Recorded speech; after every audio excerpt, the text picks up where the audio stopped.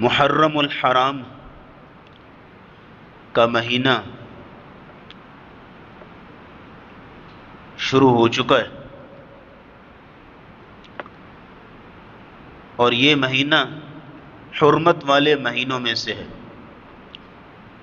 منہا اربعۃ حرم، 4 مہینے حرمت اور تقدس والے قرار دیے گئے ہیں: ذوالقعدہ، ذوالحجہ، محرم اور رجب۔ ان مہینوں کی حرمت اور ان کا تقدس قرآن مجید میں بھی اور احادیث نبویہ میں بھی بیان ہوا ہے۔ یاد رکھیے، گناہ کرنا، اللہ کی نافرمانی کرنا تو پورے سال میں منع اور حرام ہے، پوری زندگی میں منع ہے، لیکن ان حرمت والے مہینوں میں کیے جانے والے گناہ کا وبال اور سنگینی بہت زیادہ بڑھ جاتی۔ بالکل اسی طرح ایک شخص اگر بازار میں، اپنے آفس میں، اپنے گھر میں کوئی گناہ کرتا ہے تو گناہ گار تو ہے، مجرم تو ہے، گناہ تو گناہ ہے، لیکن اگر وہی گناہ اگر مسجد میں کرے یا کسی بھی مقدس جگہ میں کرے تو گناہ کی سنگینی بڑھ جاتی۔ تو بالکل اسی طرح اس مہینے کی بھی اپنی حرمت ہے، تقدس ہے، اس کا خیال رکھنا یہ ہم مسلمانوں پہ بحیثیت مسلمان فرض اور واجب ہے۔ تو محرم الحرام کا آغاز ہوا، پہلا پیغام ہم نے آپ کے سامنے رکھ دیا کہ اس کی حرمت کا خیال رکھنا ہے۔ اگرچہ تقوی، للہیت، خشیت، گناہ سے بچنا یہ پورے سال میں بلکہ پوری زندگی میں ہے، لیکن ان مہینوں میں خاص طور پہ توجہ دینی چاہیے اور پھونک پھونک کے قدم رکھنا چاہیے کہ کہیں کوئی اللہ کی نافرمانی ہم سے سرزد نہ ہو جائے۔ دوسرا پیغام نوٹ کیجئے گا اس مہینے کا، اس مہینے میں سب سے بڑی ہجرت مدینہ ہوئی۔ تو ہجرت مدینہ کا پیغام یہ ہے، جیسے کہ امام العز بن عبد السلام رحمہ اللہ لکھا کرتے تھے کہ ہجرت کی 2 قسمیں ہیں، الہجرت ہجرتان، 2 قسمیں ہیں، ہجرت الاوطانی و ہجرت الاسم والعدوان۔ ایک ہجرت ہے وطن کی ہجرت، اپنے گھر بار کو چھوڑنا، جیسے کہ صحابہ نے کیا، اپنے گھر بار کو، قوم قبیلے کو، سب کچھ چھوڑ چھاڑ کے اللہ کے حکم پہ اجنبی جگہ پہ جا کے بیٹھ گئے۔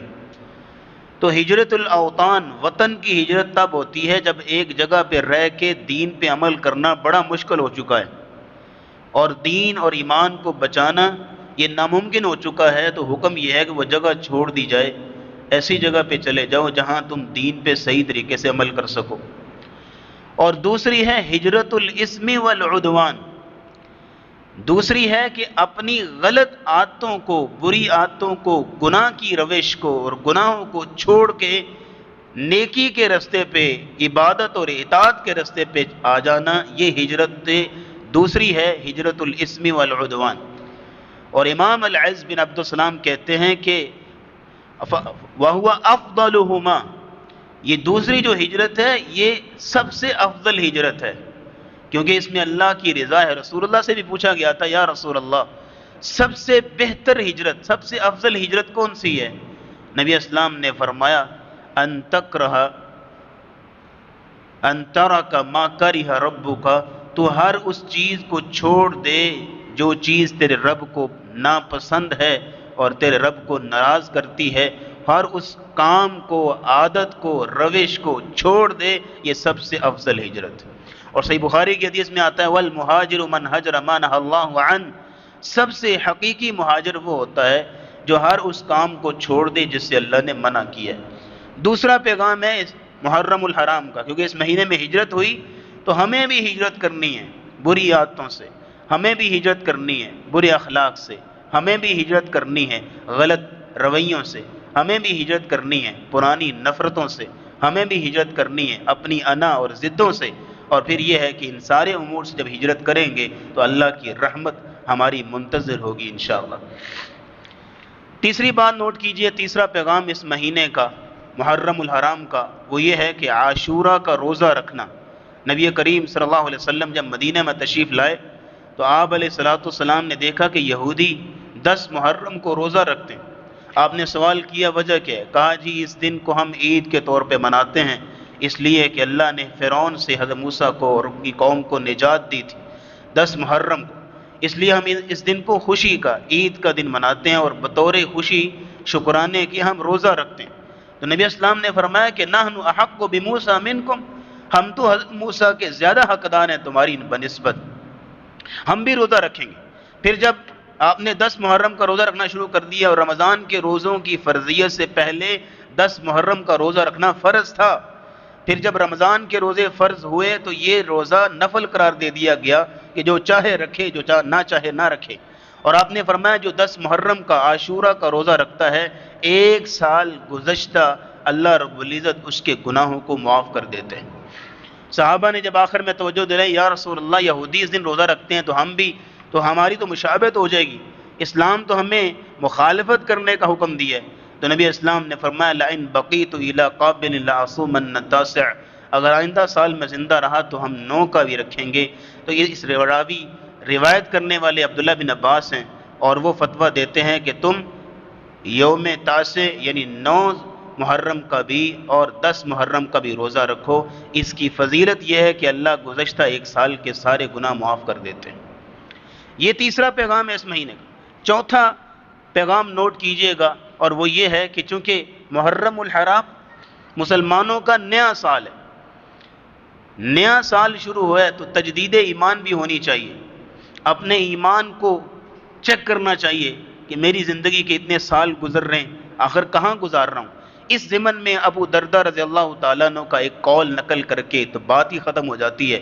ابو دردہ رضی اللہ تعالیٰ عنہ بیان کرتے ہیں ان من فقہ العبد ان یتعاہد ایمانہ وما نقص منہ، کسی بھی بندے کی عقل مندی اور سمجھداری کی دلیل یہ ہے کہ وہ اپنے آپ کو پرکھتا رہتا ہے، چیک کرتا رہتا ہے کہ میرا ایمان کہاں بڑھ رہا ہے اور کہاں کم ہو رہا ہے۔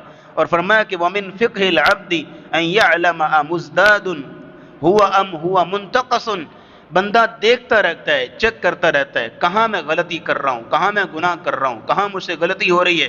اور پھر تیسری سٹیٹمنٹ وہ یہ جاری کرتے ہیں وَمِن فِقْهِ الْعَبْدِ أَن يَعْلَمَ نَزَغَاتِ الشَّيْطَانِ أَنَّ تَأْتِيهِ، کسی بھی بندے کی سمجھداری، عقل مندی اس چیز میں ہے کہ وہ دیکھتا رہتا ہے کہ شیطانی وسوسات میرے پاس آ کدھر سے رہے ہیں، کون سا ایسا ویک پوائنٹ ہے جہاں شیطان مجھے مار گرا رہا ہے اور مجھے پکڑ رہا ہے، اور وہ دیکھتا ہے اور اپنے آپ کو مضبوط کرنے کی کوشش کرتا ہے ایمانی لحاظ سے، روحانی لحاظ سے، تقوی کے لحاظ سے۔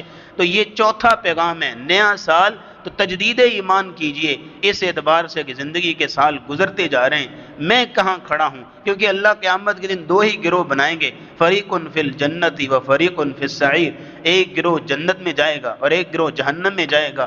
ہمارا انجام کہاں ہوگا؟ انسان کو اس چیز کی طرف توجہ دینی چاہیے۔ 5واں اور آخری پیغام، پھر آگے لے کے چلتے ہیں موضوع کو۔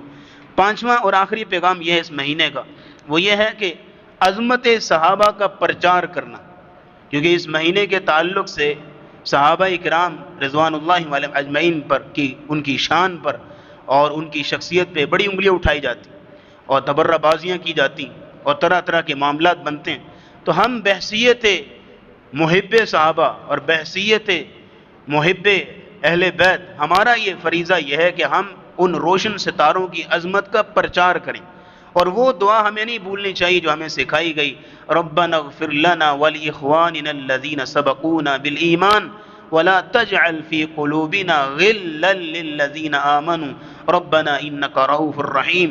یہ دعا تو آج کل ان 10 دنوں کے اندر تو آپ کثرت سے پڑھتے رہیں، 24 گھنٹے ہر وقت پڑھتے رہیں یہ دعا، کیونکہ عظمت صحابہ کا پرچار ہے اس کے اندر، اس لیے کہ اس مہینے میں ہم نے یہ کام ضرور کرنا ہے، اور اس کے لیے ایک ایک صحابی کی عظمت لوگوں کو سنائیے، خود بھی سنیے اس کی شان، اور سب سے بڑھ کے جو ہم کہتے ہیں نا کہ کسی صحابی کی شان بیان، سر ان کی شان، ان کا مقام اپنی جگہ مسلم ہے، ہم بیان کریں یا نہ کریں انہیں کوئی فرق نہیں پڑتا۔ اصل چیز یہ ہے کہ ہم ان کے کردار کو اپنائیں، ان کے کردار سے سبق سیکھیں۔ گزشتہ ایک جمعے میں ہم نے سیدنا عثمان رضی اللہ تعالیٰ عنہ کی سیرت اور ان کے کردار پہ بات کی تھی۔ آج کے خطبہ جمعہ میں، کیونکہ جب محرم کا مہینہ آتا ہے تو ایک شخصیت بڑی یاد آتی، کون ہے؟ حضرت عمر رضی اللہ تعالیٰ عنہ، خلیفہ دوم، امیر المؤمنین، آدھی دنیا کا حاکم ہے، 22 لاکھ مربع میل کا اکیلا حاکم اور عظیم جرنیل، اور یہ ہے کہ مراد قلب رسول رسول اللہ صلی اللہ علیہ وسلم کے سسر ہیں، اور فاتح بیت المقدس ہیں، اور شہید منبر و محراب ہیں، جنہوں نے پہلی دفعہ تاریخ کا اور سن ہجری کا اجرا کیا تھا، اور رسول اللہ صلی اللہ علیہ وسلم کے مصلی پہ سب سے پہلے جس کا خون گرا تھا وہ عمر رضی اللہ تعالیٰ عنہ تھے۔ اس شخصیت کے کردار کو دیکھیے، تاریخ میں شاید یہ ایسی کوئی شخصیت ملے، اور الفضل بما شہدت به الاعداء، کہتے ہیں فضیلت اور شان وہ ہوتی ہے جو دشمن بھی جس کی جو کہ اعتراف کریں، دشمن بھی کہیں، اور دشمنوں نے کہا تھا کہ اگر اسلام میں ایک عمر اور آ جاتا تو پوری دنیا پہ اسلام کی حکومت ہوتی، ایک عمر اور آتا۔ تو یہ دشمنوں نے کہا، یہ مخالفوں نے کہا، تو فضیلت وہ ہوتی ہے جس کا اعتراف دشمن بھی کرے، مخالف بھی کریں۔ اس لیے عمر رضی اللہ تعالیٰ عنہ کی سیرت، آپ کے کردار کو اپنانے کی ضرورت ہے، یہ بھی اس مہینے کا محرم الحرام کا پیغام ہے۔ تو عمر رضی اللہ تعالیٰ عنہ کی سیرت اور کردار کو اپنانا چاہتے ہیں تو سب سے جو پہلا پوائنٹ میں یہاں رکھنا چاہ رہا ہوں نا، اس کو ذرا پوری توجہ سے سنیے گا۔ یہ کمال کا ان کا کردار تھا، یہ کمال کی ان کی خاصیت تھی، ان کی شان میں قصیدے اور ان کی شان میں جو ہے وہ بڑے بڑی تقریریں اور بیانات، یہ کوئی معنی نہیں رکھتی، نہ ہی ان کو کوئی فرق پڑتا ہے۔ اصل چیز یہ ہے کہ ان کے کردار کے پوائنٹ کو لیا جائے کہ ان کا کردار کیا تھا، کریکٹر کیا تھا، عملی طور پہ ہمیں کیا کرنا ہے، ان جیسا ہم کیسے بن سکتے ہیں۔ کیوں؟ کیونکہ ہمیں بتایا یہ گیا فَإِنْ آمَنُوا بِمِثْلِ مَا آمَنْتُمْ بِهِ فَقَدِ اهْتَدَوْا، اگر تم بعین اسی طرح جس طرح صحابہ ایمان لائے تھے تم اس طرح ایمان لاؤ گے، فَقَدِ اهْتَدَوْا، پھر تم ہدایت یافتہ کنسیڈر کیے جاؤ گے اللہ کی عدالت میں اور اللہ کے قانون میں۔ اگر تم ان جیسے نہ بن سکے، کردار تمہارا صحابہ جیسا نہ بن سکا، گفتار تمہاری صحابہ جیسی نہ بن سکی، تمہارا اٹھنا بیٹھنا صحابہ جیسا بن نہ سکا، اگر تمہارے شب و روز، تمہارا منہج، تمہارا عقیدہ، تمہارا نظریہ، تمہارا فکر اگر صحابہ جیسا نہ بن سکا، تو پھر اللہ کے کاغذوں میں تم نہ مسلمان ہو، نہ تم مومن ہو، نہ تم ہدایت یافتہ ہو۔ اس لیے اگر ہدایت یافتہ بننا ہے، مسلمان کہلوانا ہے، اگر مومن بننا ہے اللہ کے کاغذوں میں اور اللہ کے قانون میں، تو کاپی کرنا پڑے گا صحابہ کو، نقل مارنی پڑے گی صحابہ کی، ان کی طرح بننا پڑے گا۔ اس لیے امیر عمر رضی اللہ تعالیٰ عنہ کے کردار کی جو پہلی یہاں پہ کرن آپ کے سامنے رکھنا چاہ رہا ہوں، رسول اکرم صلی اللہ علیہ وسلم نے ایک سٹیٹمنٹ جاری کی تھی حضرت عمر کے بارے میں، فرمایا ان اللہ جعل الحق علی لسان عمر وقلبہ، بے شک اللہ تعالیٰ نے عمر رضی اللہ تعالیٰ عنہ کے دل پہ اور ان کی زبان پہ حق کو جاری کر دیا ہے۔ جب بھی بولتے ہیں حق بولتے ہیں، جب بھی بولیں گے، کوئی بھی بات کریں گے تو حق ہی بولیں گے، سچ ہی بولیں گے، جب بھی سوچیں گے تو حق ہی سوچیں گے، جب ہی کوئی کہ بات بیان کریں گے تو حق والی اور سچ والی بات بیان کریں گے۔ یہ جو کردار ہے یہ اپنانے کی ضرورت ہے زندگی میں، کہ انسان کی پہچان بن جائے، یار یہ جب بات کرتا ہے نا تو اس کی بات بڑی ریلائبل ہوتی ہے، یہ بات بڑی پولائٹ کرتا ہے، یہ بات بڑی کہ جچی تلی اور نپی تلی بات کرتا ہے۔ جب یہ معیار بن جائے زندگی میں، اس معیار کو بنانے میں انسان کو محنت کرنی چاہیے۔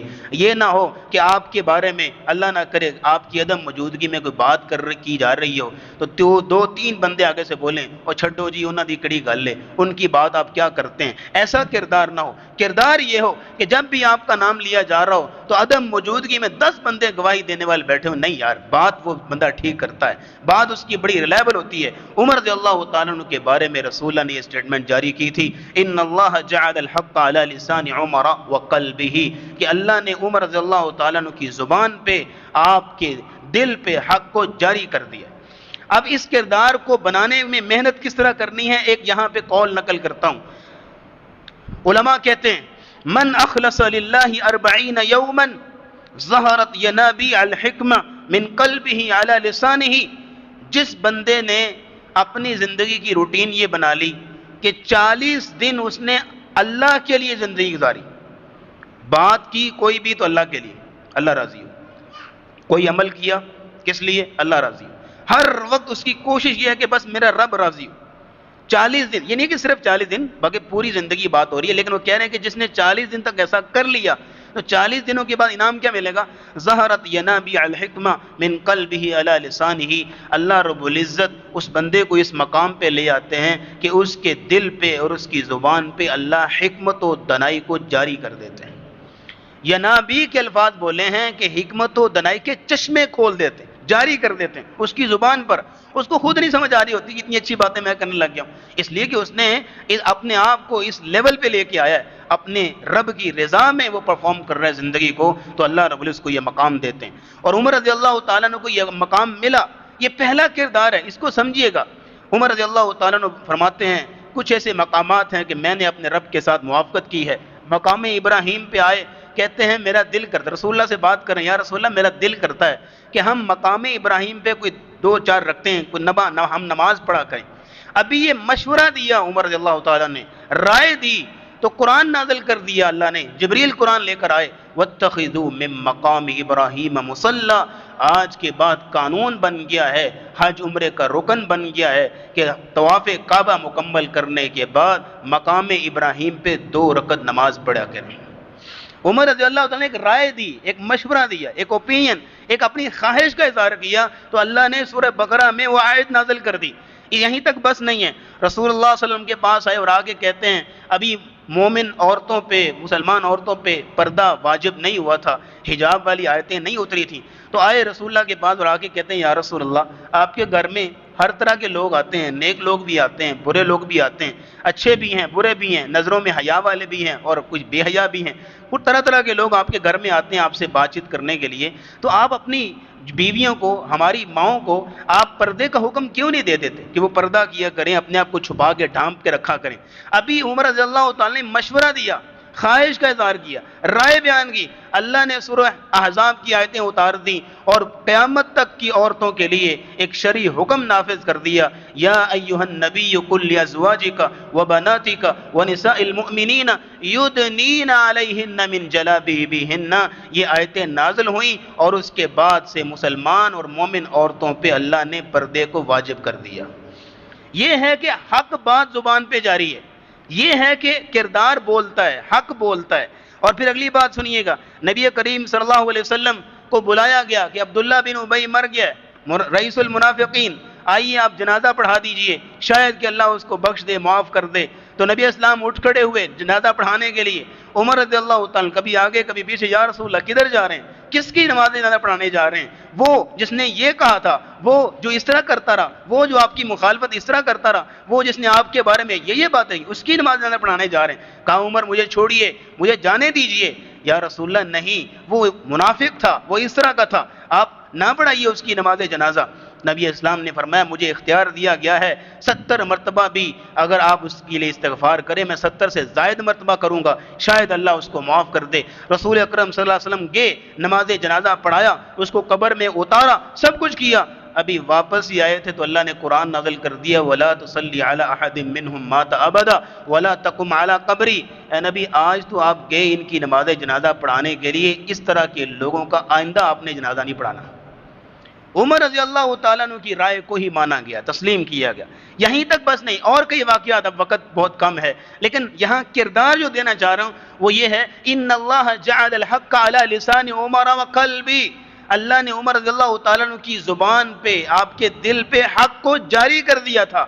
جب بھی بولتے ہیں حق بات بولتے ہیں، لیکن یہ کب ہوتا ہے؟ جب انسان ہر وقت حق کی راہ میں رہے، جب انسان ہر وقت گفتار حق والی، کردار حق والا، اور وہی کام کرے جو اللہ اور اس کے رسول کو پسند ہے، وہی کام کرے جس پہ اللہ راضی ہوتے ہیں، اور ان کاموں سے بچے جن سے اللہ ناراض ہوتے ہیں. جب وہ اپنی زندگی کا ٹریک یہ بنا لیتا ہے، مشن اور منہج یہ بنا لیتا ہے اور اسی پٹری پہ چلتا رہتا ہے، پھر اس زندگی میں، اس کی زندگی میں ایک لیول ایسا آتا ہے کہ وہ جب بھی بات کرتا ہے اس کی رائے بڑی جچی تلی نپی تلی ہوتی ہے اور حق والی بات ہوتی ہے. دوسری بات نوٹ کیجئے گا، عمر رضی اللہ تعالیٰ عنہ کا کردار. نبی کریم صلی اللہ علیہ وسلم کی سٹیٹمنٹ ان کے بارے میں فرمایا والذی نفسی بیدی، اے اللہ کی قسم، ما لقيك الشيطان قط سالكا فجا الا سلك فجا غير فجك. عمر رضی اللہ تعالیٰ عنہ، آپ کا وہ مقام ہے، شیطان آپ سے اس طرح ڈرتا ہے، آپ جس رستے سے گزر رہے ہوں شیطان آپ کو دیکھ لے تو ڈر کے مارے رستہ بدل لیتا ہے. اب یہاں پہ یہ فضیلت اکثر تو بیان کر جاتے ہیں اور سننے والے سن جاتے ہیں، سبحان اللہ بھی ہو جاتی ہے، کیا کمال ہے، کیا کمال جو ہے وہ مقام ملا. سر یہ ملا تو ملا کیوں؟ بیہائنڈ دا سین کردار کیا ہے، ان کے اندر خاصیت یہ کیسے پیدا ہوئی، آخر وہ اس مقام تک کیسے پہنچے، وہ دیکھنے والی چیز ہے. کہ شیطان بھی ان سے ڈرتا ہے. دو وجوہات ہیں اس کی، دو وجوہات جس کو آپ اور میں بھی کوشش کر سکتے ہیں کہ ہمارے اندر بھی یہ مقام اللہ پیدا کرے، یہ خاصیت پیدا کرے کہ شیطان بجائے کہ ہمارا نعوذ باللہ ساتھی بنے بلکہ ہم سے دور ہی ہٹا رہے. یہاں دو باتیں نوٹ کیجئے گا. پہلی بات یہ ہے، جس بندے کے اندر اللہ رب العزت کا حقیقی ڈر ہوتا ہے نا، پھر اس پر یہ مقام آتا ہے کہ اس کو کسی اور سے ڈرنے کی ضرورت نہیں ہوتی. جو بندہ اللہ سے ڈرتا ہے نا، اس کو کسی اور سے ڈرنے کی ضرورت نہیں ہے. اور جو اللہ سے نہیں نہ ڈرتا، طرح طرح کے گناہ کی جا رہا ہے، پھر وہ ہر ایک سے ڈر رہا ہوتا ہے، ہر ایک کا کانا ہوتا ہے، کبھی کسی سے چھپ رہا ہوتا ہے، کبھی کسی سے چھپ رہا ہوتا ہے، کیونکہ وہ اللہ سے نہیں ڈرتا نا، تو اس لیے پھر وہ ہر ایک سے ڈر رہا ہوتا ہے. لیکن جو صرف اللہ سے ڈرتا ہے اس کو کسی اور سے ڈرنے کی ضرورت نہیں ہوتی، اور پھر وہ سینہ تان کے، سینہ چوڑا کر کے گزر رہا ہوتا ہے، کیونکہ اس کو کسی کا ڈر نہیں ہے، کیونکہ اپنے رب سے ڈر رہا ہوتا ہے. اس لیے یہ پہلی چیز یہ ہے، جس بندے کے دل میں اللہ کا حقیقی ڈر ہے. عمر رضی اللہ تعالیٰ کے دل میں اللہ کا حقیقی ڈر، خشیت اور خوف تھا، اور وہ ڈر اس قدر انہوں نے پال کے رکھا اپنے دل میں، اپنے رب کا ڈر اور خوف، کہ شیطان ان سے ڈرنے لگ گیا ان کی جرت اور بہادری کی وجہ سے. دوسری بات نوٹ کیجئے گا کہ یہ ان کو یہ مقام کیوں ملا، اور وہ یہ تھا کہ ان کا مزاج بڑا دو ٹوک تھا. ان کی طبیعت کے اندر کمزوری نہیں تھی. اللہ کے دین کے معاملے میں ہم کوئی نیکی کرنے لگے نا تو ہمارے اندر یہ کمزوری ہے کہ ہم تذبذب کا شکار ہو جاتے ہیں، کریں کہ نہ کریں. ان کا معاملہ یہ تھا کہ جب اللہ کا حکم ہے، رسول اللہ کا حکم ہے، تو بس فائنل ہوگی بات. دو ٹوک رویہ. نبی اسلام نے فرمایا اشدہم فی امر اللہ عمر، اللہ کے معاملات میں، اللہ کے احکام اور قوانین میں، اللہ کے حدود میں سب سے زیادہ غیرت والا، جرت والا اگر کوئی ہے تو عمر رضی اللہ تعالیٰ عنہ. وہ کمپرومائز نہیں کرتے تھے، وہ کمزوری نہیں دکھاتے تھے، ان کے اندر جرت مندانہ رویہ اور ایمانی غیرت، عقیدے کی غیرت تھی، اور دو ٹوک مزاج تھا. جب اللہ اور اس کے رسول کا حکم آ گیا پھر دوسری کوئی رائے نہیں، کوئی بات نہیں ہے. یہ دو خاصیتیں ان کے اندر تھیں، تو مقام یہ ملا کہ جس رستے سے جا رہے ہوتے تھے شیطان ڈر کے مارے رستے ہی چھوڑ دیتا تھا. یہ دو رویے. جب صلح حدیبیہ کے موقع پر پتہ ہے کہ جب رسول اللہ صلی اللہ علیہ وسلم شرائط لکھ رہے تھے تو ساری شرائطیں تھیں ان کی، مشرکوں کی، ان کے بارے میں تھیں. تو سب سے پہلے اٹھے اعتراض کرنے کے لیے عمر رضی اللہ تعالیٰ تھے. کہا یا رسول اللہ، آپ اللہ کے رسول نہیں ہیں؟ کیا ہم مسلمان نہیں ہیں؟ کیا اللہ ہمارا رب نہیں ہے؟ کیا یہ لوگ مشرک نہیں ہیں؟ تو پھر ہم کیوں نیچے لگے؟ ہم ان کی باتیں کیوں مانیں؟ کہا عمر مجھے اللہ کا حکم ہے، میں اسی کے مطابق چلوں گا. یہ عمر رضی اللہ تعالیٰ کی ایمانی غیرت تھی اور عقیدے کی غیرت تھی. یہ دو باتیں ہوگی. تیسرا کردار نوٹ کیجئے گا عمر رضی اللہ تعالیٰ عنہ کا، جو ہمارے ہاں بڑے افسوس سے کہنا پڑتا ہے، جتنا اس پہ روئیں، جتنا اس پہ افسوس کریں بہت کم ہے حضرت. عمر رضی اللہ تعالیٰ کا کردار یہ تھا کہ وہ عقیدے کی، اپنے اور لوگوں کے عقیدے کی حفاظت کرتے تھے. یہ ان کا تیسرا کردار. اگر ان کا مقام چاہیے، ان جیسا ایمان چاہیے، ان جیسے اعمال کرنے اور ان جیسے فضائل چاہیے اور ان جیسا مرتبہ چاہیے، پھر ان جیسا کردار بھی اپنانا پڑے گا. اور وہ یہ تھا کہ عقیدے کی حفاظت. حجر اسود کے سامنے آئے نا، آج میرے جیسے بھی وہاں پہنچے نا تو بڑے تاولے ہوئے ہوتے ہیں کہ کسی طریقے بوسہ مل جائے ہمیں. حجر اسود کے سامنے آئے لوگ، جو ہے وہ دھڑا دھڑ آگے بھاگ رہے چومنے کے لیے، تو خود نہ کھڑے ہو گئے حجر اسود کے سامنے. کہا یا حجر انک حجر، اے پتھر تو ایک پتھر ہے، لا تضر ولا تنفع، نہ تو فائدہ دے سکتا ہے نہ تو نقصان کر سکتا ہے. اگر میں نے اپنے نبی رسول اللہ صلی اللہ علیہ وسلم کو نہ دیکھا ہوتا کہ وہ تجھے چوم رہے تھے، میں کبھی بھی تمہیں بوسہ نہ دیتا، اس لیے کہ تو کسی نفع نقصان کا مالک نہیں ہے. اور آج کوئی زمرد پہن رہا ہے، کوئی عقیق پہن رہا ہے، کوئی کچھ پہن رہا ہے. یہ جی زمرد کا میری قسمت کے ساتھ بڑا تعلق ہے. جب تک عقیق میرے ساتھ ہے تو تب تک جو ہے وہ یہ انگوٹھی پہنی ہوئی ہے تو مجھے خیر ہی خیر ہے. کہاں تم جو ہے پتھروں کے اندر گر پڑے. اور عمر رضی اللہ تعالیٰ عنہ کیسا امت کو عقیدہ دے کے گئے کہ نفع نقصان کا مالک ہے تو صرف ہمارا رب ہے، نہ کوئی پتھر نفع نقصان کا مالک ہے اور نہ کوئی پتھر والا نفع نقصان کا مالک ہے. اللہ ہے صرف جو نفع نقصان کا مالک. اسی طرح وہ بیت رضوان کا درخت جس کے نیچے بیٹھ کے 1400 صحابہ نے بیعت کی تھی رسول اللہ صلی اللہ علیہ وسلم کے ہاتھ پہ. آپ جانتے ہیں اس واقعے کو. گزشتہ کہ مرور زمانہ ایسا معاملہ بنا کہ لوگ اس درخت کے پاس جانے لگے، دعائیں کرنے لگے. آج بھی اگر بر صغیر کے لوگ چلے جائیں نا سعودی عرب، اور اگر آپ ان کو بتا دیں بس کہ بھئی یہاں ایک نیک شخص بیٹھے تھے، صحابہ میں سے بیٹھے تھے، سر وہیں پہ چومنا شروع ہو جائیں گے اور کچھ نہیں تو مصلی بچھا کے نماز پڑھنا شروع ہو جائیں گے. لوگوں کی عادت ہے. عمر رضی اللہ تعالیٰ نے جب دیکھا کہ بیت رضوان کے ساتھ لوگوں کا یہ تعلق بن رہا ہے، فوراً وہاں درخت کٹوا دیا کہ کہیں آئندہ زمانوں میں لوگ وہاں پہ دھاگے باندھ کے وہاں پہ نظریں ماننا نہ شروع کر دیں اور دعائیں مانگنا نہ شروع کر دیں. درخت کٹوا دیا. یہیں تک بس نہیں ہے، جب ابو موسیٰ اشعری رضی اللہ تعالیٰ نے خط لکھا، یا امیر المؤمنین تستر کے علاقے میں اس وقت موجود ہوں، یہاں افواہ پھیلی ہوئی ہے کہ ایک قبر ملی ہے اور کہا جا رہا ہے کہ حضرت دانیال علیہ السلام اللہ کے نبی تھے، ان کی قبر ہے، اور لوگ جو ہے وہ طرح طرح کے عقیدے بنا رہے ہیں اور طرح طرح کا کردار اپنا رہے ہیں. کیا کیا جانا چاہیے؟ کہا راتوں رات 13 قبریں کھدواؤ اور ان کی جو جسد خاکی ہے ان 13 میں سے کسی ایک میں دفن کر دو، کسی کو خبر نہیں ہونی چاہیے، اور صبح دم ان کی جو اصل قبر اس کو مٹا دیا جائے. عقیدے کی حفاظت. اور یہیں تک بس نہیں ہے، سب سے بڑا کام دیکھیے گا. خالد بن ولید ایک جنگ کے اندر کتنی دسیوں تلواریں ٹوٹ جاتی تھی لڑ لڑ کے، اور کیسے جو ہے وہ عظیم جرنیل اور عظیم سپہ سالار اور عظیم فاتح سپہ سالار مسلمانوں کے خالد بن ولید. افواہ پھیلی، لوگوں کے اندر باتیں ہونا شروع ہو گئیں. کہنے لگے کہ یہ خالد بن ولید ہی ہیں کہ جہاں جاتے ہیں فتح ملتی ہے، ان کے ہاتھ میں بڑی کامیابی ہے. جیسے کہا جائے نا فلاں بزرگ ہیں ان کے ہاتھ میں اللہ نے بڑی شفا رکھی، ان کے ہاتھ میں بڑی شفا ہے، تم جاؤ بس تمہارا کام ہو جائے گا. کہاں لوگ باتیں بنانا شروع ہو گئے کہ ان کے ہاتھ میں اللہ نے فتح رکھ دی ہے، جہاں جاتے ہیں فتح ہوتی ہے. عمر رضی اللہ تعالیٰ عنہ عقیدے کی غیرت اور لوگوں کا عقیدہ سنبھالنے کی کوشش اور جرت یہ تھی. کہا یہ تو آئندہ دنوں میں لوگ یہ عقیدہ بنانے لگ جائیں گے کہ خالد ہی ہے جس کی وجہ سے جو ہے وہ فتح ملتی ہے، ان کی وجہ سے یہ کامیابی ملتی ہے. فوراً خط لکھا، کہا آپ سپہ سالاری کے عہدے سے ہٹ جائیے. ابو عبیدہ ابن الجراح رضی اللہ تعالیٰ کو سپہ سالار اور نیا چیف آف آرمی اسٹاف بنا دیا گیا. اور ان کے خط پڑھا تو خالد بن ولید کے ماتھے پہ ایک شکن بھی نہ آیا، کوئی شکوہ بھی نہ کیا کہ میں ہوا کیا، مجھ سے میں نے کیا کیا ہے، یہ کیوں مجھے معذول کیا جا رہا ہے. فوراً کہا پہلے بھی اللہ کے لیے لڑتا تھا، اب بھی اللہ کے لیے ہی لڑوں گا. یہ عقیدے کی حفاظت کی. یہ کچھ مقامات میں نے آپ کے سامنے رکھے. یہ تیسرا کردار تھا.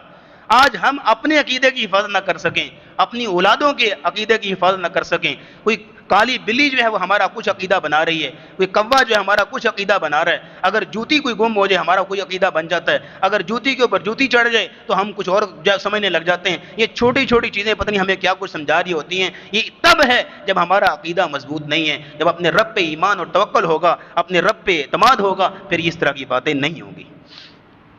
پھر چوتھی بات نوٹ کیجئے گا، عمر رضی اللہ تعالیٰ عنہ کے اندر جو کردار تھا سادگی والا.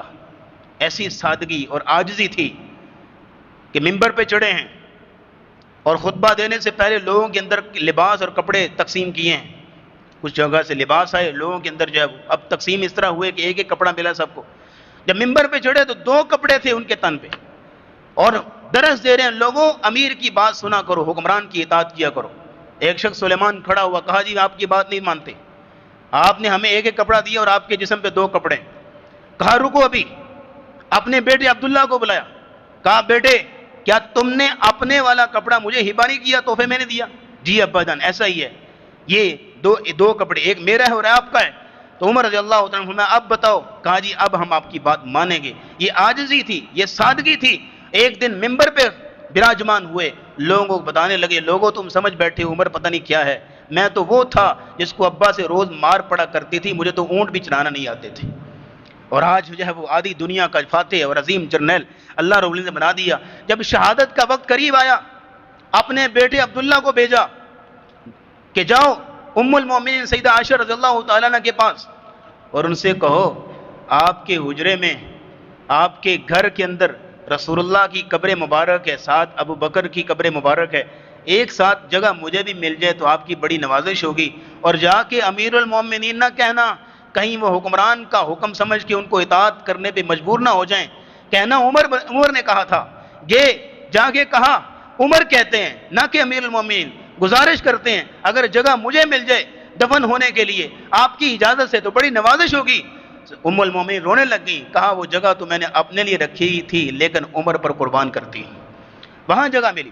یاد رکھیے گا یہ عاجزی تھی اور یہ سادگی تھی، اور مسجد نبوی کے کچے سین پہ سر کے نیچے اینٹ رکھ کے لیٹے ہوئے اور کیسر و کسرا کے وفد آ رہے ہیں ملنے کے لیے اور ڈھونڈ رہے ہیں کہ مسلمانوں کا امیر کدھر ہے، دیکھا تو اس حالت کے اندر ہے۔ کہا عمر لوگوں نے تو ظلم کیے، ان کی راتوں کی نیندیں اڑ گئیں، تم نے عدل اور انصاف کیا، مسجد نبوی کے کچے سین میں سر کے نیچے اینٹ رکھ کے بھی تم مزے کی نیند سو رہے ہو، اس لیے کہ تم نے عدل کیا اور انصاف کیا۔ تو یہ عدل و انصاف ہی تھا جس کی وجہ سے اللہ نے ان کو یہ مقام اور ان کو یہ مرتبہ عطا کیا۔ ان کی سیرت کے اور ان کے کردار کے اور بھی کئی پہلو ہیں، انشاءاللہ وقت ملا تو پھر کبھی آپ کے سامنے رکھیں گے۔ اصل چیز تو یہ ہے کہ ان کے کردار کو اپنایا جائے، ان کی گفتار کو، ان کے اعمال کو، ان کے منہج کو، ان کے عقیدے اور فکر کو اپنایا جائے۔ وآخر دعوانا الحمدللہ رب العالمین۔